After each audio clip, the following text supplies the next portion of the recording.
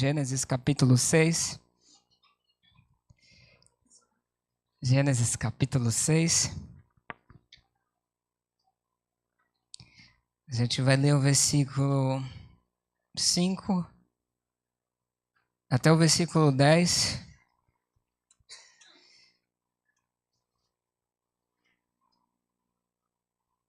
Diz assim a palavra de Deus: Viu o Senhor que a maldade do homem se havia multiplicado na terra e que ela era continuamente mal, todo o desígnio do seu coração. Então se arrependeu o Senhor de ter feito o homem na terra, e isso lhe pesou o coração. Disse o Senhor: Farei desaparecer da face da terra o homem que criei, o homem e o animal, os répteis e as aves dos céus, porque me arrependo de os haver feito. Porém, Noé achou graça diante do Senhor. Eis a história de Noé. Noé era um homem justo e íntegro entre os seus contemporâneos. Noé andava com Deus, e Noé gerou 3 filhos, Sem, Cã e Jafé. Convidar você a fechar seus olhos. Junto comigo nós fazemos uma rápida oração. Pai, estamos diante da Tua palavra e ela é capaz de nos transformar. Por isso pedimos que o Senhor abra o nosso coração, abra o nosso entendimento para ouvir a Tua palavra com o nosso coração puro, Senhor.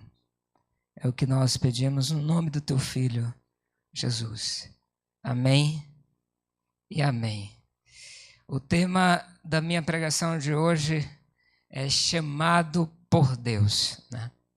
Noé, ele é apresentado num contexto crescente de impiedade, como você vê no texto, humana, e do juízo de Deus. Ou seja, no meio da humanidade corrompida, Deus encontra um homem, que esse homem é Noé, e decide salvar, e através da vida deste homem, não só salvar toda a humanidade, mas também através da vida desse homem, trazer a descendência que viria Jesus, que um dia iria salvar todos os nós, O texto ele traz um drama, uma problemática muito terrível. A maldade havia se multiplicado. E aqui o texto diz que o juízo de Deus havia sido dado. Deus olhou para a terra e falou assim: me arrependo de ver criado os homens, vou mandar um dilúvio para destruir todos os homens da terra. E assim começa, e é onde é apresentado Abraão para a gente. E é assim que Deus chama Noé. Noé é chamado neste meio dessa sociedade totalmente corrompida, e Deus aparece até ele e anuncia seu plano. Olha o que diz o versículo 13. Então disse Deus a Noé: resolvi dar cabo de toda a carne, porque a terra está cheia da violência dos homens, e eis que farei perecer juntamente com a terra. Porque estou pronto para derramar as águas em dilúvio sobre a terra, para consumir toda a carne em que há fôlego de vida debaixo dos céus. Tudo que há na terra perecerá. Contigo, porém, estabelecerei a minha aliança. Entrarás na arca, tu e teus filhos e a tua mulher, e as mulheres de teus filhos. Com isso, Deus havia decidido, irmãos, continuar a humanidade através de Noé. Ele falou assim: vou matar todas as pessoas.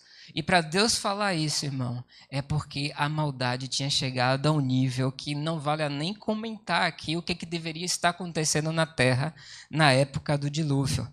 Mas Deus encontra um homem que ele diz, Deus que diz, Noé íntegro, andava com ele, Noé era justo e Noé agradava a Deus. E se você olhar um pouquinho na história, você vai ver que a Bíblia destaca 2 vezes uma característica muito interessante de Noé. E eu separei aqui para a gente. O versículo 22 diz assim: assim fez Noé, consoante a tudo que Deus havia lhe ordenado. E um pouquinho depois, a Bíblia repete assim: e tudo fez Noé segundo o Senhor lhe ordenara. Então, por 2 vezes, a Bíblia frisa uma coisa de Noé. Vocês conseguem identificar aqui? A obediência. Então, a Bíblia deixa claro que Noé não era só um homem justo que andava com Deus, mas era um homem obediente. E da mesma forma como Deus um dia chamou Noé, também chamou a gente.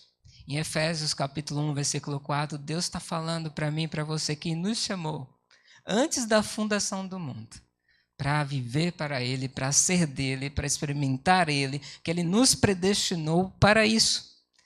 Eu não sei quanto dos irmãos já teve experiência de escolhas ou ser escolhido, né? Eu me lembro que quando eu era mais novo, eu tinha em torno de 10 anos e eu tinha o peso que eu tenho atualmente. Eu pesava em torno de 60 e poucos quilos, imagina, né? E o que acontece?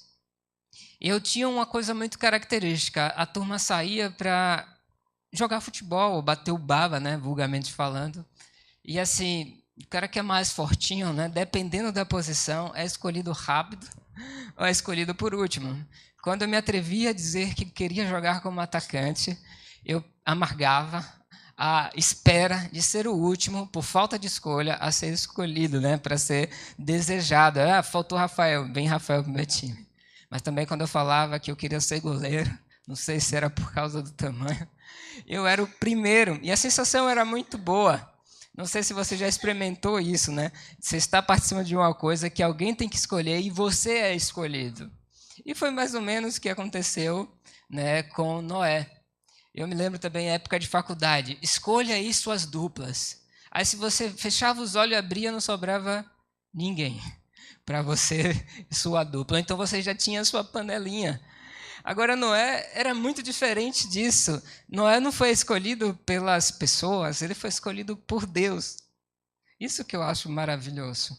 Então, quem escolheu Noé não foi eu, não foi você, foi Deus que disse para ele, olha, você é o meu escolhido, você é o meu chamado. E também acontece hoje com a gente, através de Jesus, Deus olha para mim e para você e diz assim, você é meu amado, eu quero você. E assim o chamado de Deus para nós. E aí Deus começa a dizer para Noé qual era o plano dele. Né? Ele falou assim, Noé, eu vou matar todo mundo. Mas eu tenho um plano para salvar você e sua família e reconstruir a humanidade a partir de vocês. Aí o texto diz que Deus fala uma coisa assim, olha, você vai ter que construir uma arca. E essa arca salvará você e sua família.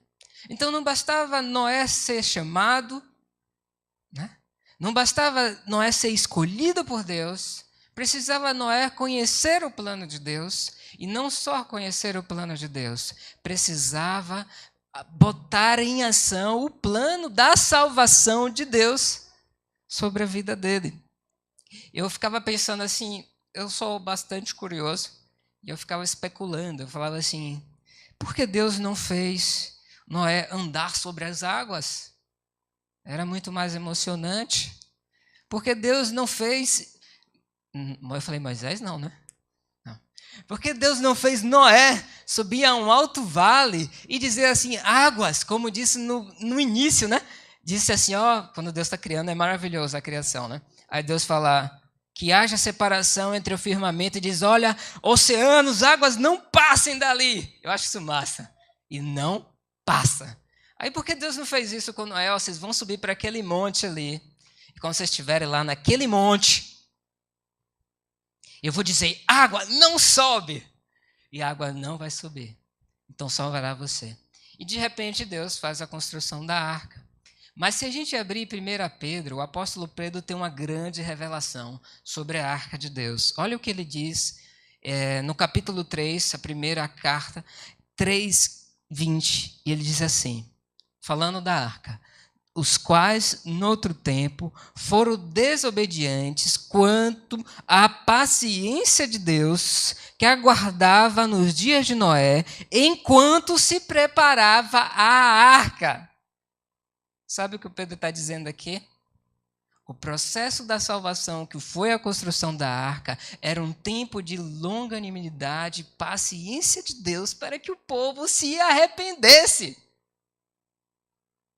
E ele continua, que se você está na igreja, crê em Jesus e não é batizado, fica a deixa aqui do apóstolo Pedro. Olha o que ele vai dizer.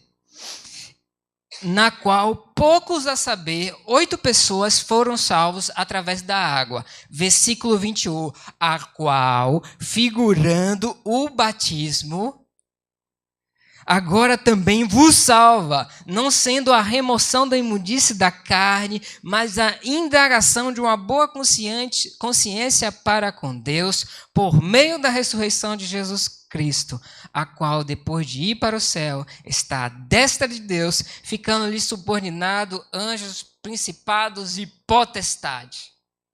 E ele diz, essa água do dilúvio, não só a construção da arca fala da paciência de Deus, mas a água fala do batismo que nós haveríamos de ter. Então, aqueles que são batizados estão sendo salvos.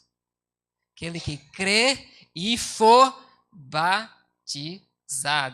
Porque Paulo, eu até estava conversando com ele, isso aqui não é um símbolo. Ele disse que é uma figura.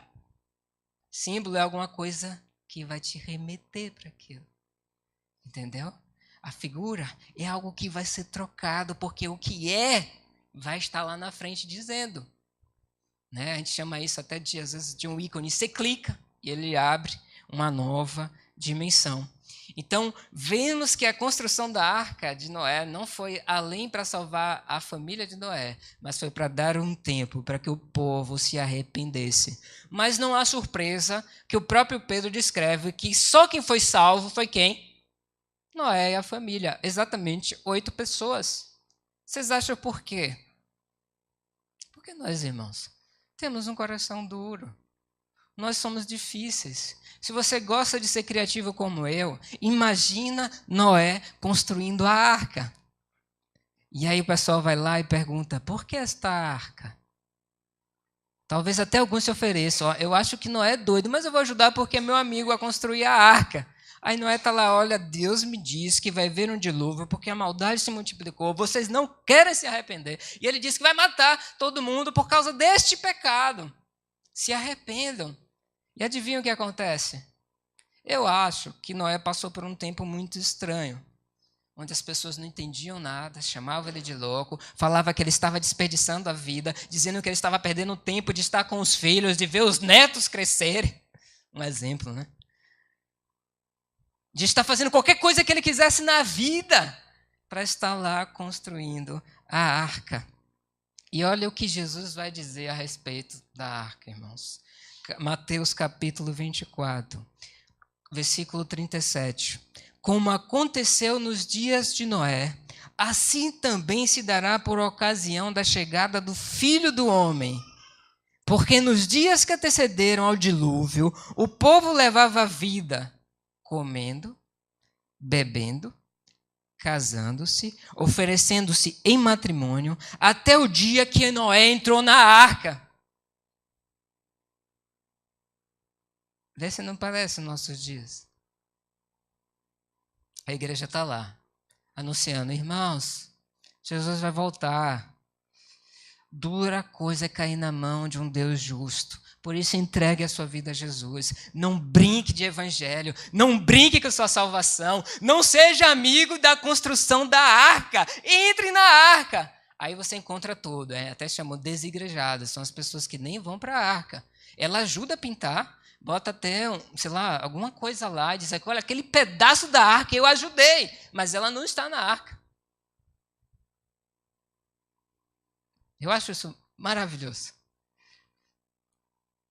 E hoje é a mesma coisa, a igreja está anunciando, olha, Jesus vai voltar. Aí a pessoa diz assim, não, Jesus não vai voltar porque está passando anos e anos e você não vê sinal nenhum de que Jesus vai voltar. Fala, irmão, não confunda a paciência de Deus com ele não cumprir os juízos dele. A Bíblia ainda nos alerta, não abuseis da longanimidade de Deus. Porque Deus é justo. E ele vai sim exercer o juízo dele. E a Bíblia ainda diz, olha, se Deus não poupou, e não poupou. Aqueles que não entraram na arca, não será diferente agora. Mas tem gente brincando de evangelho. Brincando. Não estou falando de você, eu estou falando, tem gente, é tudo. Irmã Lídia hoje falou no almoço, o filho dela é missionário na Noruega, e lá eles batizaram o tempo que estão vivendo de pós-cristianismo. Existia o cristianismo, e lá eles estão vivendo o pós. O que é o pós? Não se acredita em nada, é tudo relativo, o cristianismo é uma aberração. Aí ela disse que o netinho é o único cristão da escola. E recentemente ela falou que, olha que história, que o netinho foi para a escola e foi ridicularizado por ser o único cristão e sofreu bullying lá na escola da Noruega, pelaquilo que ele acreditava. Aí a outra netinha, quando você sabe que quando há relativismo, irmão, todo tipo de maldade se espalha. É igual Noé, naquele tempo de Noé. Aí ela disse que a netinha dela, um amiguinho tentou abusar dela. E ela se defendeu e o amiguinho bateu nela. Lá na Noruega, irmão. País de primeiro mundo. E aí ela teve que chamar o pai para o pai tentar defender. E o menino só bateu nela porque ela era cristã. Não está tão longe assim. A irmã Lídia, que esteve aqui na quinta, que falou do neto dela e falou do filho dela. Ou seja, é uma história que está tão perto. Não é diferente nos nossos tempos. Deus vai cumprir, irmãos, tudo aquilo que ele disse. Jesus vai voltar. E ele vai buscar, sim, a sua igreja. Então, não é hora da igreja chegar e ficar sonolenta. É hora de nós acendermos a nossa vela e aguardar e dizer, ora vem, Senhor Jesus. Eu digo assim, não confundamos a paciência com Deus com a complacência de Deus. Você até está vivendo em pecado há muitos e muitos tempos e você está pensando que Deus não irá cobrar o seu pecado. Ele cobra em Jesus, mas se você não estiver em Cristo, ele vai cobrar de você. Mas se a gente está em Cristo, olha que boa notícia a gente tem que dar para o mundo. A gente pode descansar, porque o nosso julgamento será com o advogado Jesus. Amém? Então a gente percebe isso nos dias atuais, pessoas vivendo como não fosse prestar contas diante de Deus, um Deus que é justo, vivendo como se não houvesse vida depois da morte, distraídos e desconectados do propósito de Deus. E eu vou avançar agora para o terceiro e último ponto.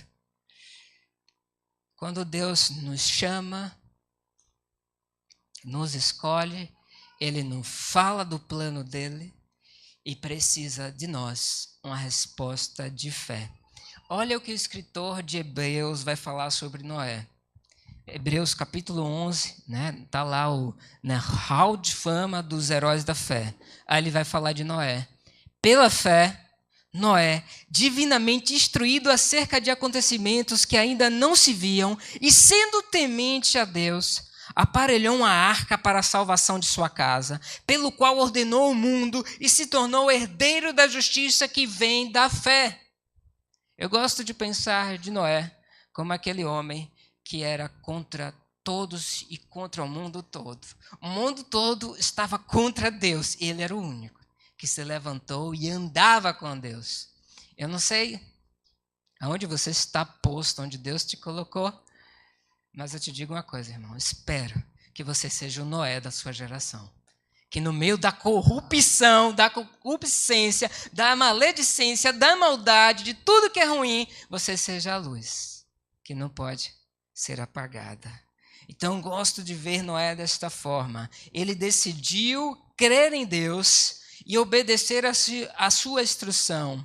Então, eu falava, Noé deve ter vivido um tempo muito estranho para construir esta arca, porque é difícil entender um homem que anda com Deus. Você olha para um homem que anda com Deus, se você é uma pessoa que não conhece a Deus, para você parece um homem louco. Assim, para aquele cara vai para celebração, poderia estar aqui assistindo Faustão. Que aquele homem, na quinta-feira de noite, ou então os alunos da Eurico, domingo de manhã, E muitos irmãos não esquecem daquela música, né? Que preferia estar aqui, né? Domingo de manhã, né? Muito irmão, não esquecem ouvir domingo de manhã dizendo que eu estou perturbando. Mas não estou perturbando. É os irmãos que estão se preparando para a chegada do Senhor Jesus.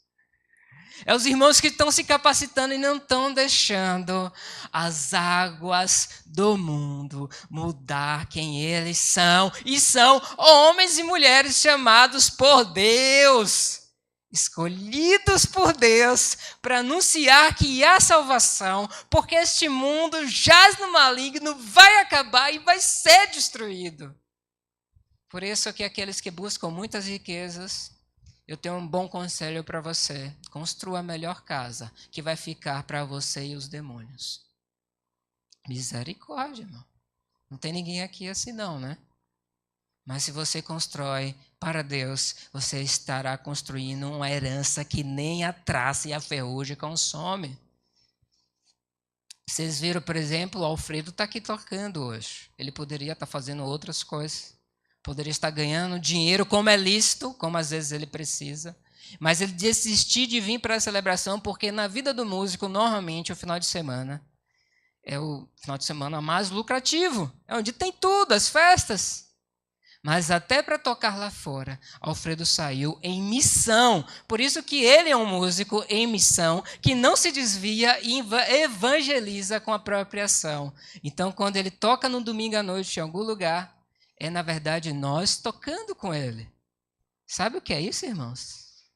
É a salvação andando pela terra, através da vida, né, de Alfredo. Então, Noé deu uma resposta de fé para o plano de salvação de Deus. Também nós devemos dar uma resposta de fé ao plano de salvação do Senhor para as nossas vidas. E eu queria fazer esse convite a você essa noite. E era um momento que eu queria que você separasse para você pensar. Como está a temperatura da tua vida cristã?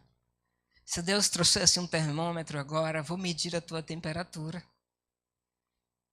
Ou então a pressão. Quantos estariam aqui com a pressão bem baixinha? Ainda lutando com pecados desde que se converteu. Quantos aqui? Vai começar segunda-feira, vai lutar, vai trabalhar, vai se esforçar, como se não houvesse amanhã e como se Deus não estivesse com ele. Não pode ser assim com a gente. Entendeu? Você acha, irmão, que eu me importo com as coisas que o mundo pode dar? Sinceramente, não me importo. De verdade. Sabe o que eu me importo? É que a vontade de Deus seja cumprida em minha vida. Você acha que você vai agradar a todos? De maneira nenhuma. Imagina Noé. Você acha que as pessoas vão te admirar todo o tempo e achar que você é uma pessoa? Você está muito enganado. Se você está vivendo bem mesmo o evangelho, é muito provável, o evangelho radical, da raiz, que as pessoas acham que você é a escória do mundo. Como aquela criança lá, que eles olharam, tiraram sarro e acham que aquela criança é a escória do mundo. Se a gente vive o evangelho verdadeiro, genuíno, que anuncia que só existe um Senhor e Salvador, e que chama e fala conosco que não existe graça barata. O que é graça barata? É aquela graça que não inclui arrependimento e também não inclui obediência. Você está muito enganado. Dessa vez, uma música convertida, viu, irmãos? Eu lembro de uma música de Ana Paula, né?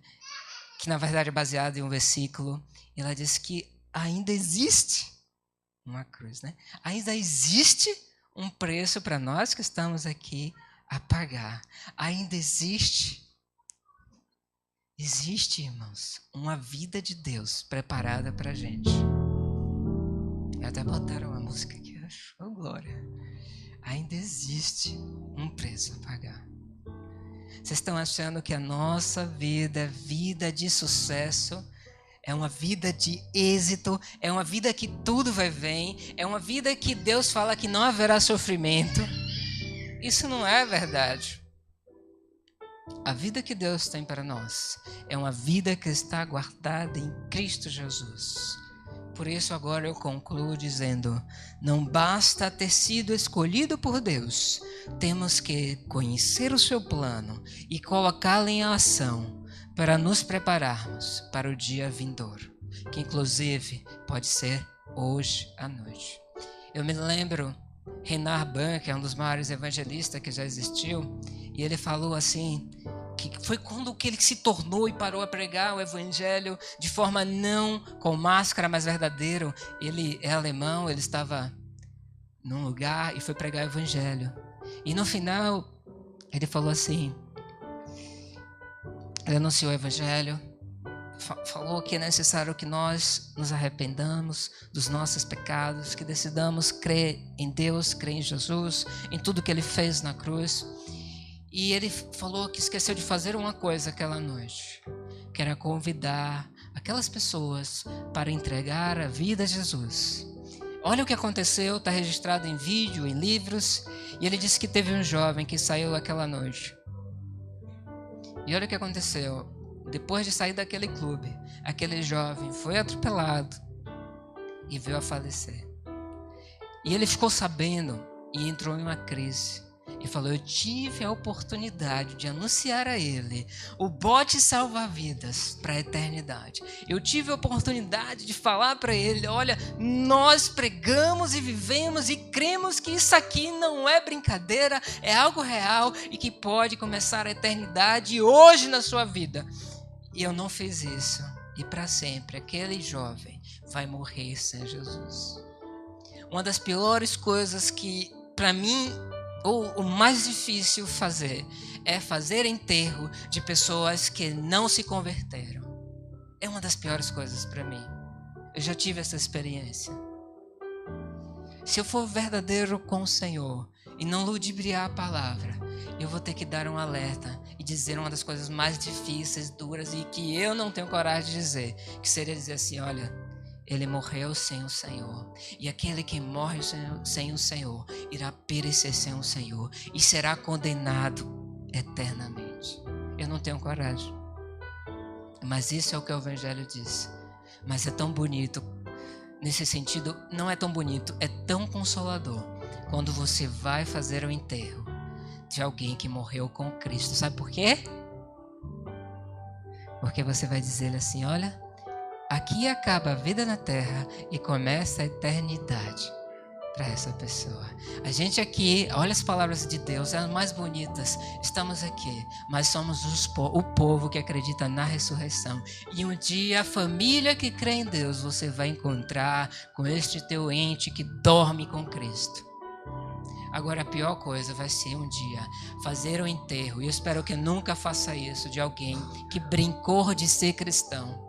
Ou seja, ele olhou para a arca, acreditou na arca, mas decidiu não obedecer e não entrar na arca. Achou bonita, falou que era importante, disse que tinha o seu valor social, cultural, intelectual, mas ele mesmo, no seu coração, era mentiroso diante de Deus.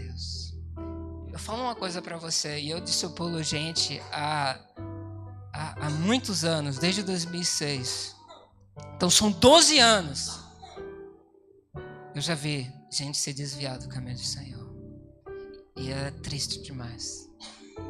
Sabe por que é triste? Diante de tão boa notícia e salvação, aquela pessoa está perdendo o maior tesouro da terra. Então essa palavra, igreja, para você essa noite é mais um alerta, é mais uma reflexão. E eu digo para você, não é porque você está aqui, nem é porque você vem para macro, nem porque você está na célula B ou C, que te garante chegar ao reino vindouro. A única coisa que pode nos garantir é a nossa fé em Jesus e a obediência a Ele. Não basta crer, tem que obedecê-lo, porque assim o Senhor virá e fará em nós morada. Então fomos escolhidos por Deus através de Jesus e Deus nos chama. Há um plano de salvação para nós. E esse mundo está perdido. Mas Deus nos deu Jesus. E nosso coração deve responder em fé a Cristo. E certamente, pode ter certeza, que o Senhor pode parecer que tarda, mas Ele chega sempre a tempo. E não confunda a paciência de Deus com a complacência do Senhor. Tudo aquilo que nós semearmos, se semeamos para a vida eterna colheremos. Mas se nós semeamos na nossa carne, irmão, vai ser na nossa carne que colheremos. Eu queria pedir que você fechasse seus olhos agora. Vou pedir à igreja toda a se colocar de pé.